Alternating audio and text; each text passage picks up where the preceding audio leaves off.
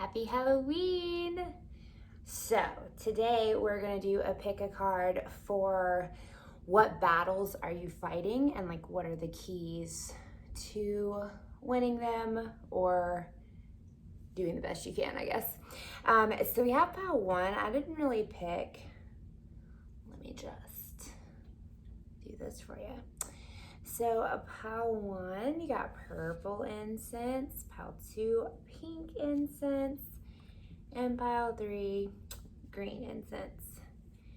And these are from Cosmic Fox. If y'all live in Georgia, they're in Gainesville, and it's phenomenal metaphysical store. Check them out. Okay, so take a second and just kind of feel out which pile you think is calling to you. There will be timestamps in the description, and we'll get started. We'll take a look. All right, so pile one. Let's look at what battles you're fighting. So we have the bridge, and this is my Wild Unknown Archetypes deck. Oh my God, I love it so much, but it's split up into 4 categories. So you have the selves, you have the places, which a bridge is a place, you have the tools, and then the themes, I guess. But just so you kind of have an understanding. So you have the bridge. So a bridge is a place of connection. So this can be like connection to another world or connecting like 2 parts of yourself, like, you know, something like that. So bridge is about all you're fighting. And when I asked for some insight on that, we got the eternal child, the father, and the creator. So immediately I get the feeling that this is your struggle. Like probably you're in this place of the eternal child, and you're struggling with like how to be your own leader, I guess. But so let me talk about these cards a little bit. So the creator obviously is a self, and this could be God in this setup. I feel like it is. It's the universe or God or the authority figure, what set all this into motion, your faith, like your understanding, your world perspective, like that's this card. And then the father can be our father in real life, but the father archetype is somebody that you look up to as a hero, an infallible, almighty Superman guy. And then the moral of the story is that eventually you realize that he's just a human who's flawed and like fucked up like everybody else. And you're very disillusioned by that, and it hurts. But because of that, you're able to come into yourself and start being your own leader and like really see everybody as just a person and not an archetype. So I feel like that's the struggle. It's this journey. It's bridging the gap in what you thought life and the world and you are and what it really is. And that's rough, man. And so when I asked about like, what are the keys? The orphan came out. And I think that's just more about like, so not only are you kind of the eternal child in the situation, but you feel abandoned, you feel alone and lost and scared and sad. And I think that how you can use it as a tool is just accept that and embrace it. Like this is where you are. Feel your feelings and hurt about it and ask questions and whatever you need to do. Because it's not something that I think you can like rush right past. I think that you have to feel this to move forward to the next steps. So then we have the vow, and the vow is a tool in this archetype deck, and it's it asks the question of like, what vows or statements or beliefs do you live your life by, and are they serving you? So I think that this is a call to like evaluate those things, like what promises and ideals and standards do you live your life by, and do you need a new one? Do you need to let go of an old one? stuff to think about. And then we have Aletheia, which is a theme in this deck, and I am going to read it from the book because it's amazing and beautiful. But so Aletheia is truth. Our soul recognizes the truth.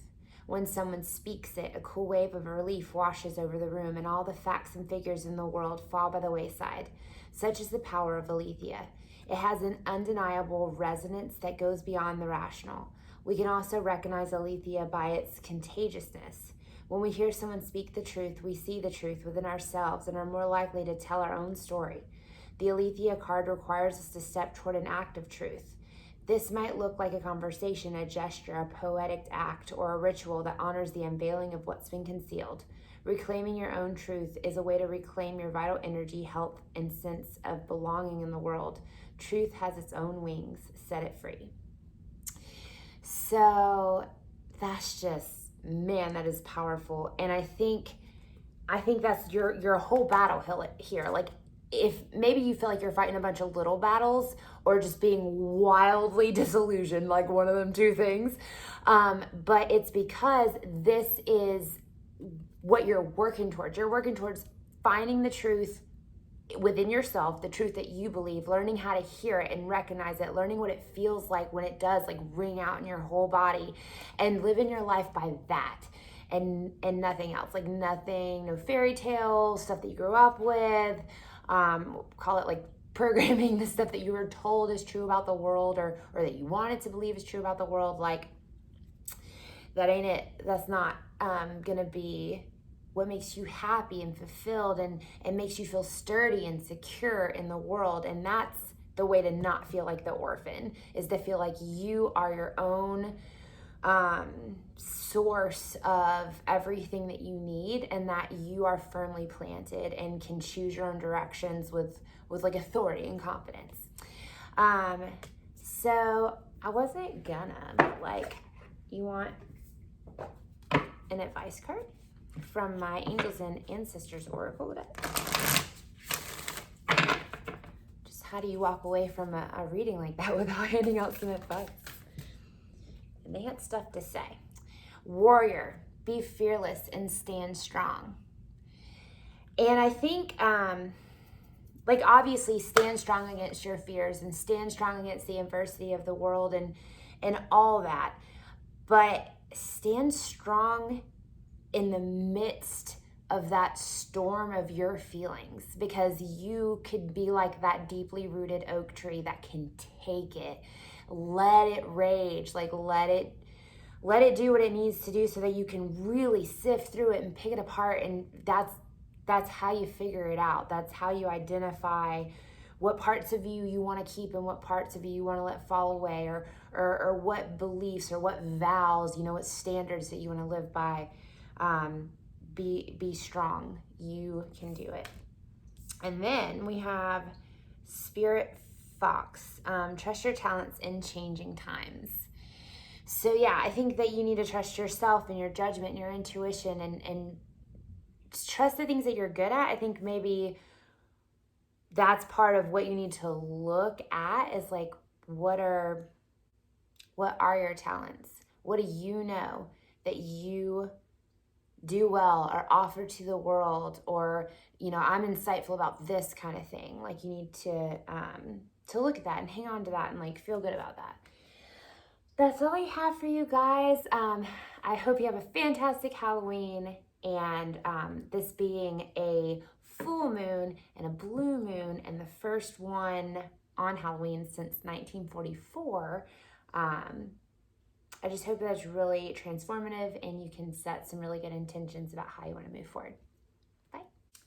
All right, so pile 2. This is my Wild Unknown Archetypes deck. And I want to explain it a little bit. So it has 4 categories. So it has the selves, which is different, like archetypes, personas, whatever, and it has the places, perhaps different battlegrounds, if you will, and the tools. So these will be like the key to winning those battles or whatever, and then the themes. So kind of what are you supposed to be learning? But now we'll get into it. So what battles are you fighting? We got the fault line and a kiss. So the fault line is a fissure. It's a place where everything cracks open. It's a place where everything that's inside is going to come out. And the kiss is about, that kiss that you had at 16, like not your first kiss, but like the kiss that kind of awoke your sexuality maybe, but it's just like your whole body from head to toe, like you feel this movement, this surge, this passion and vitality, and like that's what this card is. So,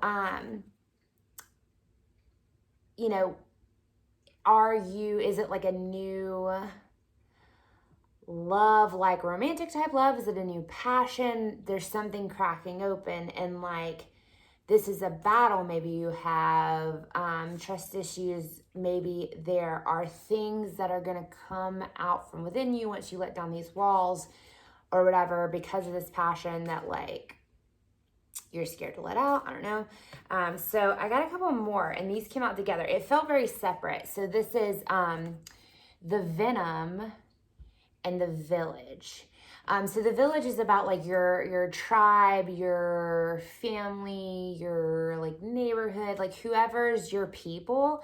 It's about that. And the Venom is obviously, it's like the toxicity. So I feel like these are two separate issues. But y'all tell me. It could be that they play on each other, like maybe you have some toxicity going on within like your friend group or your family, your home life and stuff like that, but you have this new passionate situation going on, and like the fear, because when this cracks open, like you don't know if the whole ground's gonna fall apart, you don't know if like crazy shit's coming out, like you don't know, and that's why it's scary. So then, what are the keys? What are the tools that you need? So we got the Starborn and the One. So like, what is it that you need? Just you is all. The Starborn is kind of like the star in, like a regular tarot deck.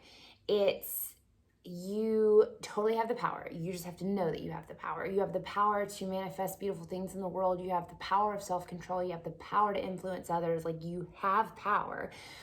You are a magical fucking piece of stardust. And you just need to know that. And like the One is kind of the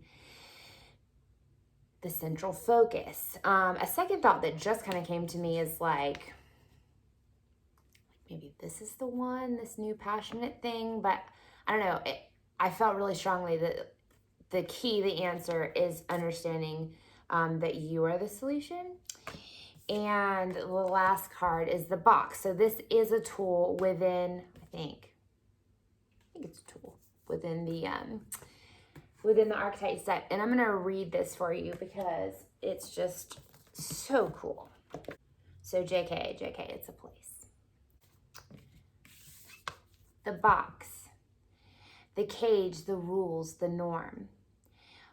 We all live to some degree within the confines of the box. This archetype represents everything that is known, anticipated, and expected. It holds us in place while simultaneously holding us back from our greatest visions. The box is sneaky, insidious, and everywhere, limiting us at the most unconscious levels. It is built of layer upon layer of social constructs and pressures. Breaking through its confines requires awareness, continued effort, and bravery. The box may appear as expectations from parents, a well-paying but heartless job, the pressure to look or behave like others, or simply to stay small. There is a box around you now, made of some type of confining thought. What is it? The box shifts and morphs as we grow. This is part of its multi-layered nature. Once you break through one layer, another will present itself to you. Keep going, break through. An exquisite life requires it. So good. Okay. So, yes. So, I feel like whatever beliefs you have about romantic relationships, whether this is like the programming from kind of what you grew up or what you witnessed growing up, or whether it's like past experiences that you've had, there's a lot of fear. Like, you know how much stuff can go wrong, and you know how much it hurts, and it, you know, sometimes causes a lot of trouble. And so you have like all these underlying beliefs about like the possibilities and what's going to happen and what you should act like and what you should do and what it should look like and all this stuff. And like, stop it. I don't know. I think, yeah. I mean, obviously I don't know what to tell you what to believe about it, but question everything that you do believe about it.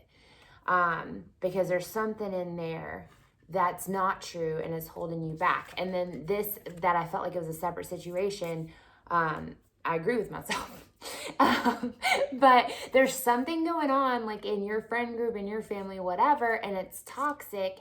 And like, whatever your role is in it, you don't see that it's part of your programming. You don't see that you don't have to be doing that. So maybe it's about, maybe you're playing a role. Maybe you're the one that's being toxic, but like you don't see it and you don't see how you could be different. Maybe you're not doing anything about it and kind of like sitting in the corner and witnessing it and hurting over it, but like you can't say anything because fill in the blank here. It's that underlying belief. And yes, you can, because you are the one, and you are the starborn, and you are the breaker of chains and breaker of patterns and breaker out of the boxer. So dang, y'all, that's powerful. I want to get you an advice card from the Angels and Ancestors Oracle deck. All you have to really do, I think, is believe in yourself and really analyze what you believe and really analyze your behavior. And if you could just erase everything and you could just think about like, what do you want to do? What do you want to be? What influence do you want to have over this? And then find a way to do that. And for, I guess, somewhere in that process, you're going to have to find a way to stop being scared about it. So if y'all figure that out, you let me know. Let's see if our ancestors and angels have a little piece of advice.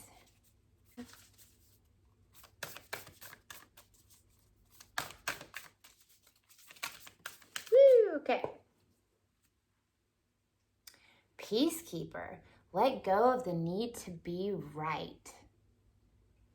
Wow, okay. That feels like way bigger than this card seems on the surface. So I think let go of the need to be right, to be perfect, to be everything that they dreamed you would be, to be everything that you expect yourself to be. Like, let it go. Just be you. Because essentially, I mean, like, really, you can't be anything other than you, but you can be a version of you that's like really repressed and holding on really tight and like really scared at every corner about what you're going to say. And nobody likes that version of you. People would like the flawed version a whole lot better. And also the peacekeeper. So yeah, I kind of do feel like, well, either way, you know, I said either you're being the toxic one or you're being the one that can't say anything. There's probably a third option in there that I just can't think of. But just, this is the humility. It's like, it doesn't even matter. Like this, black and white doesn't even matter. It doesn't even matter who's wrong. It doesn't even matter whose fault it is. It doesn't even matter who started it. Just like, can we get to a better place now? I think is the mentality to have going into it. But that's all I have for you guys. I hope you have a fantastic Halloween. It is a full moon. It is a blue moon. It is the first one of these, the full blue moon, to be on Halloween since 1944. So I hope it is magical and awesome, and that you're able to like have a lot of clarity and feel some good energy and set some good intentions. But have a good one. All right, pile 3. So I want to tell you a little bit about my deck here. So this is the Wild Unknown Archetype deck, and I love it so much. It's got 4 different categories. So you have the selves, like the different personas. And then you have the places, the different, battlegrounds, if you will, because they're reading about what battles are we fighting. And then the tools, so maybe like the key to how do you have success in this thing. And then we have the theme. So kind of what are you supposed to be learning? What's the overall? So that's what it's split into. Now we're going to get into what battles you're fighting.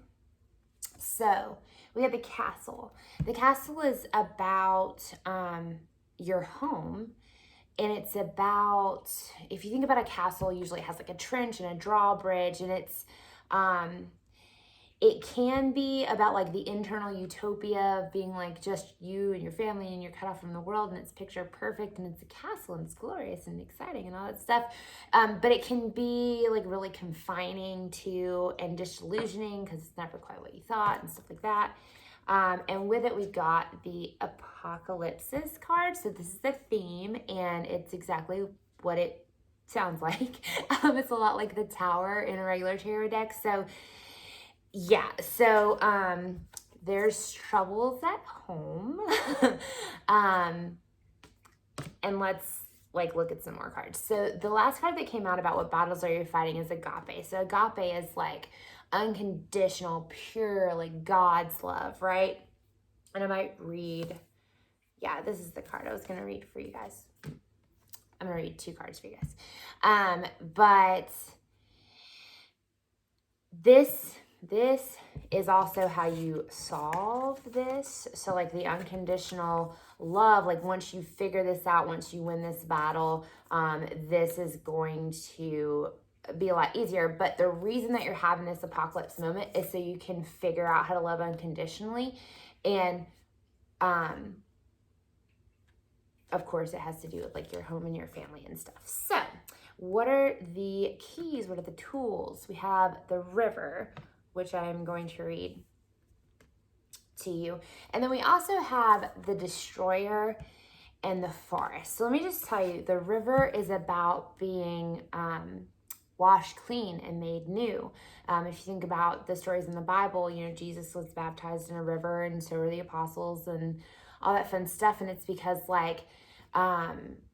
the movement of the water, it produces like all the positive ions or whatever. There's just something like energetically cleansing about flowing water and about being like immersed and coming up out of that, and it just kind of washes your energy. Sometimes they'll say like if you're having a really bad day, take a shower, maybe like an extra shower just because it's good for you. But that's being made new. If you're having an apocalypse moment in your home, you've gotten dirty. Like everybody else's bullshit is on you. All your bullshit has come out. Like energetically, you're a little icky right now. So you just need a shower. And then destroyer. So although this seems really, really ominous, and maybe it is, maybe you're destroying things. And breaking things like a bull in a china shop and stuff like that, because maybe you're just fighting so hard but you don't know what direction to fight in. But also sometimes the destroyer is it's still a volatile thing, but it's a necessary thing, and a part of yourself that sometimes needs to be embraced in order to make change.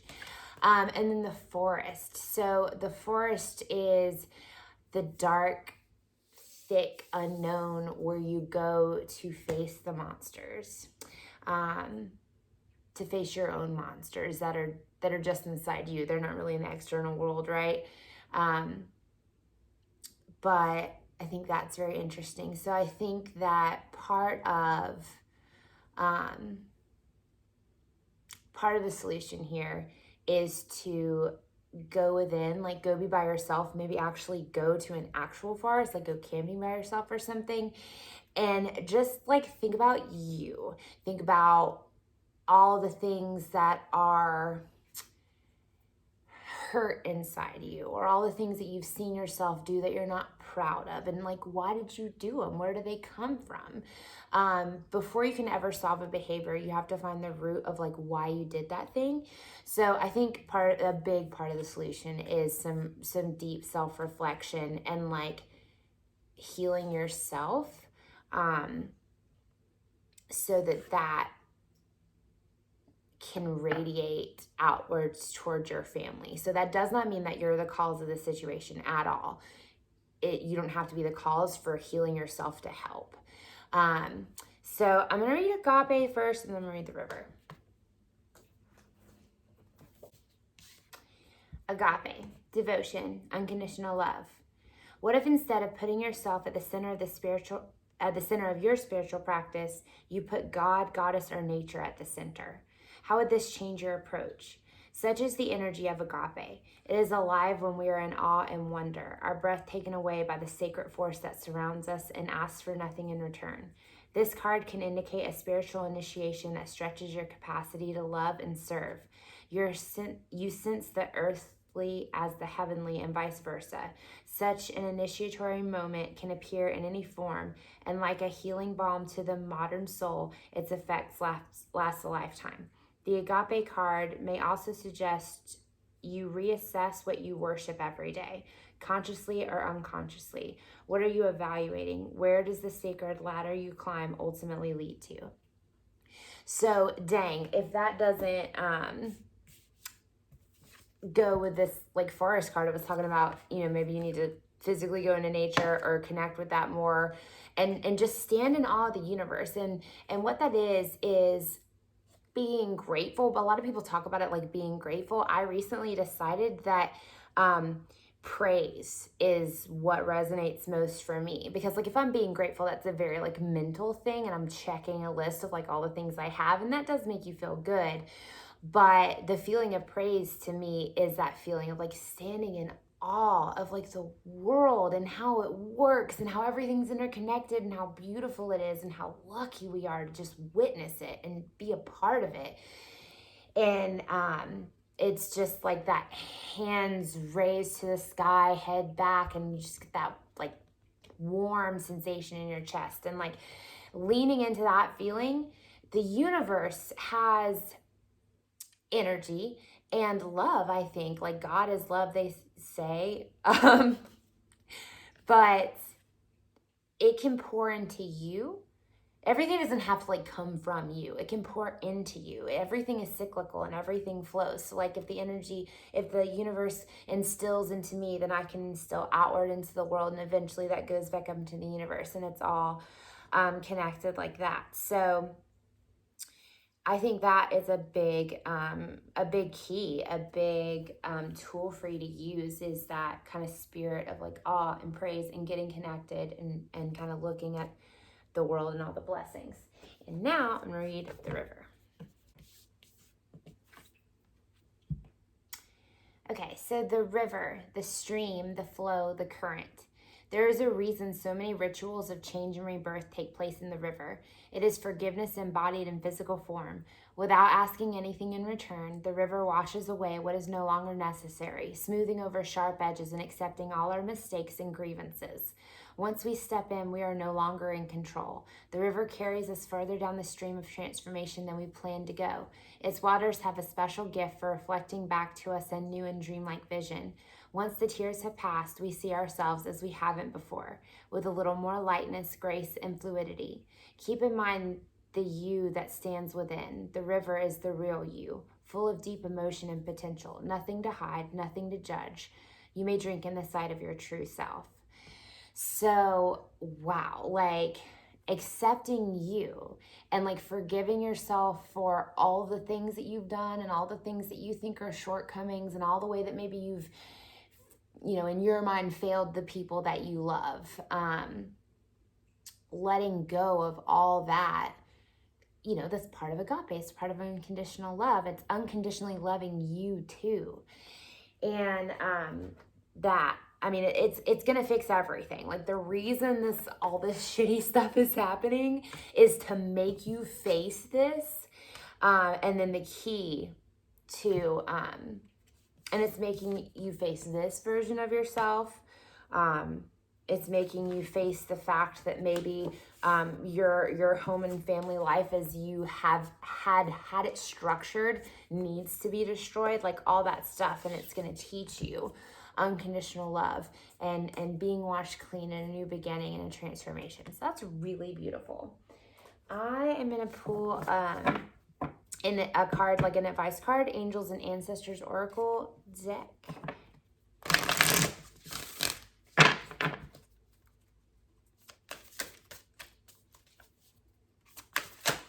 Ooh, okay. I was like, what's one thing they need to hear? And we got 3 things. And your pile of 3. Get a lot of 3s. Okay, so Air Guardian, shift your perspective. Yup.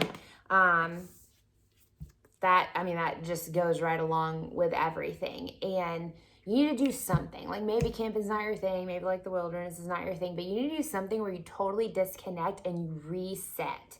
I think that's so important. Traveler, move in a new direction. Maybe drive to the mountains. Maybe you can reset to some cool music and the road. But like shift gears kind of thing. And then High Priest, intend and create. So yeah, I think that once you take this moment and you like evaluate all the things and you evaluate yourself, you need to think about, okay, like what do you want to happen next? Know that by that intention, like you're going to fumble it along the way because you are human and you don't know everything. But just by setting that intention and just by setting your sights on this like high star over here, that's, exactly what you want, exactly the way you want to love, exactly the way you want to treat people, exactly the like family relationships you want to have, you set your sights on that and you'll stumble towards it and you'll get closer and closer all the time. And yeah, that's what you gotta do. But so tomorrow is Halloween. It is a full moon. It is a blue moon. It's the first time that's happened since 1944. So I hope that's really transformative. I hope that it like kind of shines and creates some really great energy in your life and that you have a great day.